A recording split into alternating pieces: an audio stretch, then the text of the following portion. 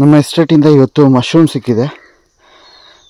ನಿನ್ನೆ ಒಳ್ಳೆ ಮಳೆ ಇತ್ತಲ್ಲ, ನಮ್ಮ ಕೊಡಗು ಕಾಫಿ ಎಸ್ಟೇಟಿಂದ ಮಶ್ರೂಮು ತೋರಿಸ್ತೀನಿ ಬನ್ನಿ ನಿಮಗೆ.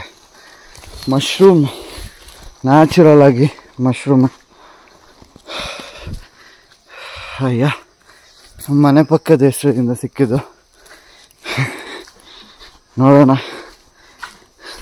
ನೋಡ್ಬೋದು ಮಾರ್ನಿಂಗ್ ವಾಕ್ ಹೋಗುವಾಗ ಸಿಕ್ಕಿದ್ದು. ತುಂಬ ಚೆನ್ನಾಗಿದೆ.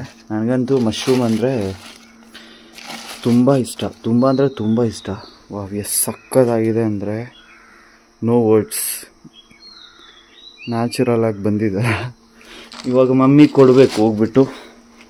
ಇದನ್ನು ಕರಿ, ರೈಸ್ ರೋಟಿ ಮತ್ತು ಮಶ್ರೂಮ್ ಕರಿ ಸಕ್ಕತ್ತಾಗಿರುತ್ತೆ.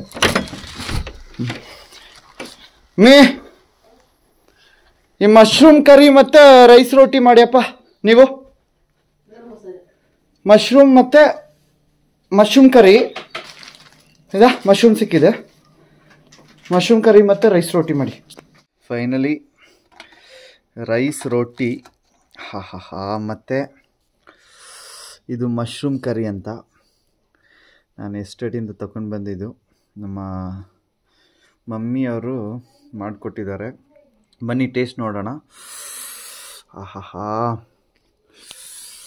ನಮ್ಮ ಕೊಡಗುದು ರೈಸ್ ರೋಟಿ ಮತ್ತು ಮಶ್ರೂಮ್ ಕರಿನ ಟೇಸ್ಟ್ ಮಾಡೋಕ್ಕೆ ಹೋಗ್ತಾಯಿದ್ದೀನಿ. ಬನ್ನಿ ನೋಡೋಣ ಹೆಂಗಿದೆ ಅಂತ.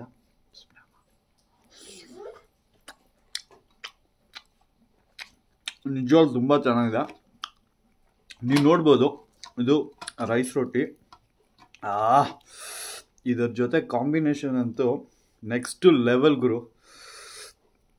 ಏನೊಂದ್ಸಲಿ ಟೇಸ್ಟ್ ಮಾಡೋಣ.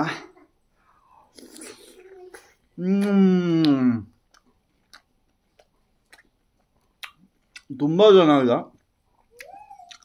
ತುಂಬ ಅಂದರೆ ತುಂಬಾ ಚೆನ್ನಾಗಿದೆ. Will see in the next blog and till then bye bye.